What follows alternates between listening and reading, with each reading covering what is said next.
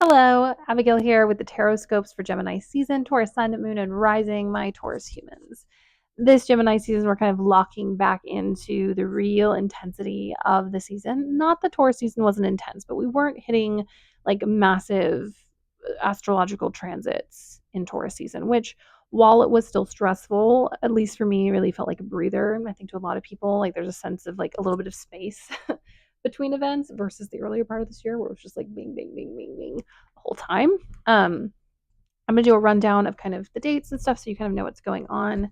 And then we'll get into your archetype card and your tarot for this season. But it is going to be a lot. Also, a reminder that because Pluto is now in Aquarius, every time a planet enters Gemini or Libra, it's hitting a trine.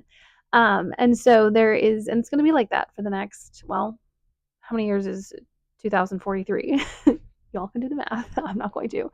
But up until that time, we are going to have this effect every time we go into Gemini season. So this is where we're locking in. It does create kind of a difference in how we experience Gemini season. It's going to be something else. It's going to be a bit different. It also means that now things entering into Cancer aren't constantly hitting Pluto. So we get some, we lose some. And I'm not saying we lose anything with Pluto and stuff, but it is definitely going to kind of change the quality of Gemini energy. It's gonna be a little more serious and less silly goofy, at least when we're hitting those exactions. So just be prepared for the energy to feel a little different now in Gemini season.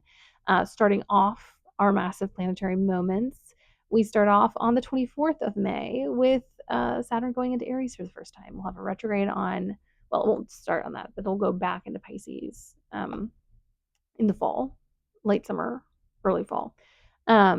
And we're going to get to experience it back in Pisces, but this is the first time in Aries we're getting a glimpse into the story. We get that adjacency to Neptune. So a lot of stuff is shifting and changing. And what I say to people is it's not time to like panic or like fearmonger or be afraid, but it is time to lock in and it is time to listen and observe and to see what's happening. Because that's how you get to interact with astrology. The more you pay attention, the more little threads you can string together and create a story out of. So yeah, that happens. The very next day, we get Mercury going into Gemini, and the day after that, we get the new moon in Gemini, which is a little tricky. We have that trine to Saturn. We have a sextile to Pluto and Neptune. All of this is new energy. But we do have, even though it's going to be intense, and I think intense in a positive way, but it's still going to be a lot. We do have that domicile Mercury doing nice things. And now Mercury's not going to be domicile for too long because when Mercury's not going retrograde, it goes pretty fast. But we get a couple of weeks to really enjoy Mercury living in its happy home. So enjoy that. Then on the 6th of June, we get Venus going into Taurus, another domicile moment. Deep cleansing breath. We love it. It's delicious. It's divine. I absolutely love a moment like that. And then the next few days, we get Mercury going into Cancer, and we also get Jupiter going into Cancer as well.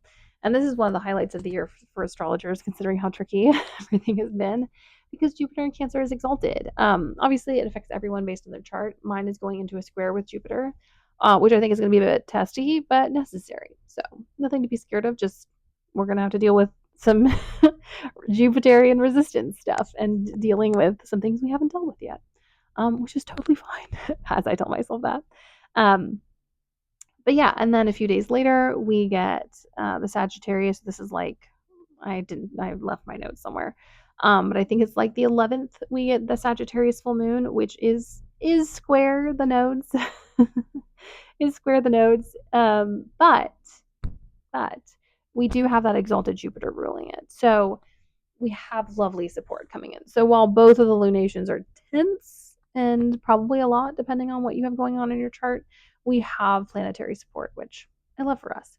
And then last but not least, we have Mars entering into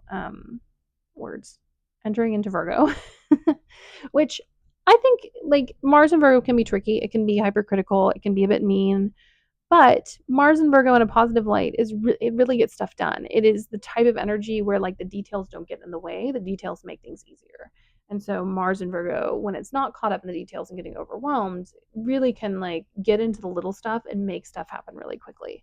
I also think this is now that we're officially out of that retrograde and Virgo is sextile to Cancer. I do think we're also going to start to unravel some of that Mars and Cancer stuff. Because obviously, I think we know some of the themes, but we always get more and more information the more distance we get from a transit. So that's an exciting thing. But what does this mean for you?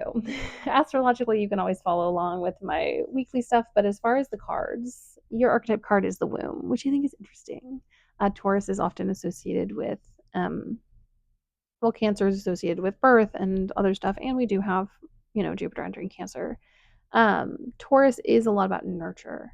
And I would like to know, like, what is gestating for you? And maybe for some of you, it is a literal child. But for some of you, is it mental? Is it emotional? What is in a very tender, delicate phase of nurture and care right in this moment that you're dealing with? Is it a healing journey? Is it a spiritual journey? Is it an idea that's just getting started and you're kind of feeding it with your little brain umbilical cord, to use anatomically correct language? Um, so what is being birthed in this moment? And you are probably not going to know what that is. But as we move through Gemini season, pay attention. What is being birthed? What is gestating? What is sitting with you and growing and needing your tender nurture and care? And maybe that is just you. Maybe you are the thing that is gestating. Maybe you are the thing that needs care. But, just think about what is precious to you and what you are tending to and what is yours to take care of in this moment. Now you can honor that and take care of that. Um, I really think our relationship with children and parenthood and stuff is really effed in our society. I don't think people see children as humans. I don't think you should have to have kids if you don't want to. And I think a lot of people should have considered a lot more before they had kids. But, don't hear me talking about birth because we are forced to do that in this country as something negative. That's something they want you to do. Um, and birth can be negative and harmful. I'm not saying it's not, but I'm saying like you should be able to do what you want to do with your body, and that includes birthing, includes not birthing.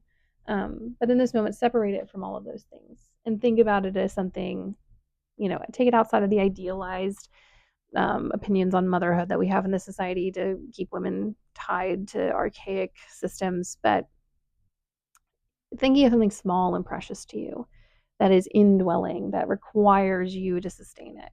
What is that thing for you? And what does that mean for you? And how is that a part of your story and something that you can move forward and take care of? And kind of looking at your cards, we're definitely on a journey. I'll say that. I think for a lot of us, it is a healing journey. It is that kind of child self that we are taking care of. Maybe we are birthing a part of self that has long been kind of tucked away. Maybe we are nurturing a part of self that has been wounded and needs a safe, caring space to exist. And that is what is this. But yeah, just consider what small, tender thing you are taking care of right now, whether it be a living thing or an idea or a thought or a story or a journey. And like I said, I don't think we're going to know what it is till we're almost out of Gemini season. So don't push yourself, but really consider those tender things that you're caring for. I just got some new houseplants. That's as simple as it can be, or it can be really complex. Who knows? Our first card is the Three of Pentacles. I find it interesting because Aries got this as well. It's about reconnecting this season. Gemini is a highly connected sign. Yes, can they, as a people, can they sometimes feel disconnected because of their ability to disconnect and reconnect all the time? Yes, but it is all in aid of connection. And it's time to reconnect. It's time to find our communities and our roots and to, um, connect into relationships where it's mutually beneficial. I think all adult relationships are contractual. I don't think child to parent should be contractual at all. That's not how it works. You bring a child into the world, it is your responsibility to take care of them, even when they're adults. I also believe that you never stop parenting. And like if your child needs you when they're an adult, they need you. And I'm not talking about extreme situations. Where like someone is intentionally manipulating using people, no, but I'm talking about like if your kid needs help, you brought them here, so you should in the very least be on board to be emotionally supportive. um but yeah, reconnect, find relationships that are mutually beneficial. Like, all relationships are contractual. What is the contract that you want with this person? you know I don't believe in soul contracts in past life stuff because I don't believe that we agree to all the stuff that happens to us. That's absolute trash. But I do believe that we have contracts with other people and what we want to do with them in a lifetime. So now it's time to reconnect, to get back into those contracts, to accomplish what we want to accomplish in the lifetime with the people we want to be with in this lifetime. And I think, especially after the retrogrades, we probably had a house cleaning, and now it's time to refill the stock and to find new people or reconnect with people we've lost touch with. There's a lot of different places and ways in which we can engage and create community and connection, and every single one has a different function. And I said this, I can't remember what video I said this in, whatever, but I said this in another video where like different people have different roles. Some people are the people who are like in the seat next to you screaming on the roller coaster of life. Other people, this is who I am for a lot of people, are at the bottom holding everyone's purses because they get nauseous. And that's very much who my partner is for me. They're someone who I come back to from my adventures and tell about them rather than someone who goes with me, because my partner doesn't enjoy getting whiplash in the crazy stuff that I might want to engage in. And doesn't mean we don't do stuff together, but I'm trying to say that everyone has a different role. And it's less about being like, why aren't you right up here with me doing the stuff that I want to do? It's more about understanding those roles and agreeing to be in those relationships. And if a role is meant to be something else and it's not functioning as that, then we need to reconsider it. Sometimes that means that the relationship goes bye-bye, and sometimes that means that we have to reconsider and restructure the relationship. So it feels like in Gemini season, after we had a little bit of a break, a little bit of downtime with our, naps and things, which I love. If you don't nap and you're a Taurus, you really should try it. I cannot recommend enough. But yeah, reconnect, reconfigure your social systems, re-understand how you want to engage with people. That's what a lot of that Venus retrograde was about. And it's our ruler, so very much affected us. And then we have the Three of Swords, which is why when we were looking at our womb card, I was wondering if it wasn't a part of self. We have some healing to do. Pardon me. I want to be very clear. I don't think that healing is something that ever ends, especially if you are deeply wounded. But, what parts of ourselves can we tend to? Can we take care of? What wounded parts can we reintegrate into the body so that they have a chance to at least get the same help that the rest of us gets? What parts of ourselves just needs recognition?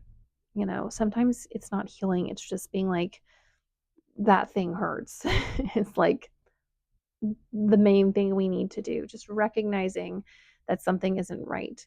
This is a pretty brutal picture, poor little kitty. But like, we need to take care of and heal and remove the swords and clean it. And the tricky thing about the removing of the swords, and this is something that happens in real life, is if you pull out an object that is stabbing you, you need to be ready to be able to handle what's going on. So I will tell you to be wary, like tend to the wounds you can manage, pull out the swords where you have the resource to pack the wound, staunch the blood, reconstruct whatever has been harmed. I'm not encouraging you to just be like, let's rip out all the swords and hope that I don't bleed out. But take care of the ones that you can, and the swords that you can't remove, do whatever palliative care you can. And for some of us, it's never going to end. I absolutely know my healing's never going to end. And not that it's never going to end, I should actually clarify. It's not that my healing is never going to end. It's that I'm never going to get healed. I'm also chronically ill. I have genetic disorders. I have massive amounts of abuse and trauma that were very insidious and I had no protections as a child when it came to the people who hurt me. So there are parts of me that are literally never going to heal, and they're not even on a healing journey. They just are what they are. And, that can be what you see in this Gemini season.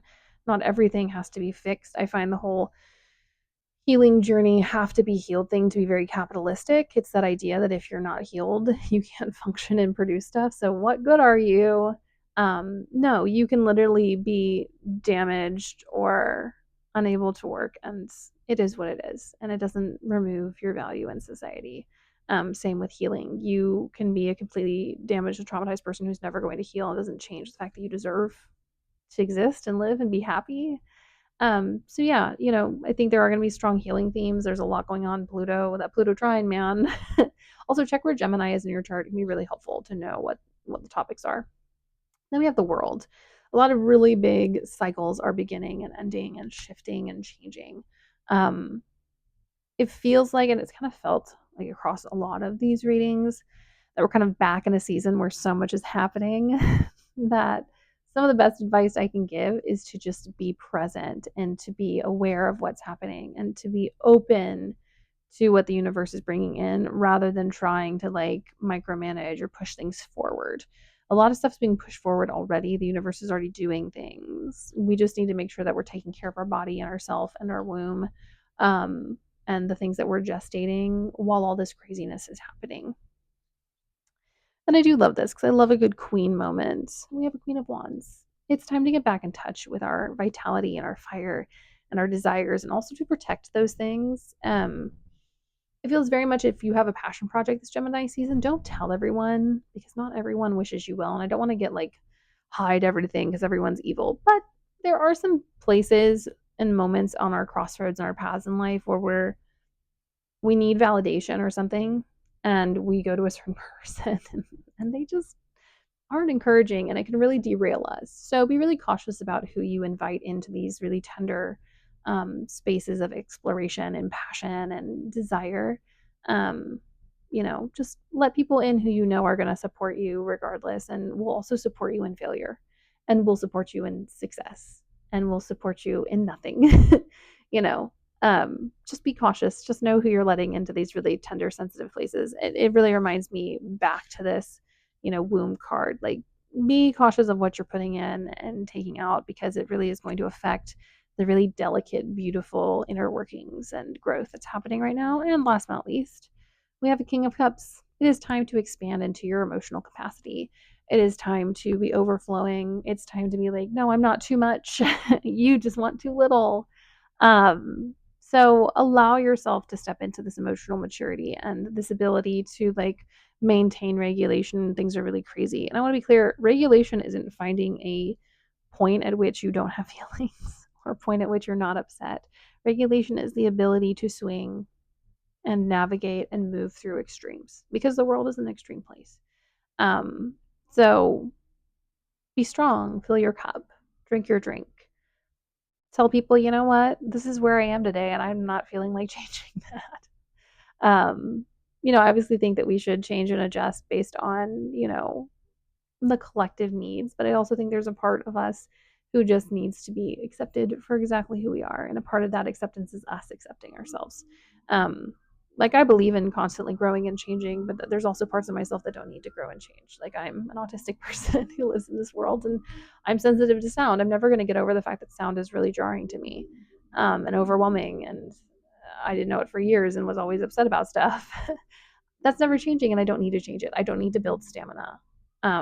So you don't have to build stamina either. You just need to enter this world and live in this life in all of your fullness. And that is what Gemini season is bringing for you, my Taurus humans. Please like, comment, subscribe if you like listening to me. Bless a Gemini season, and I'll see you in a different space and time.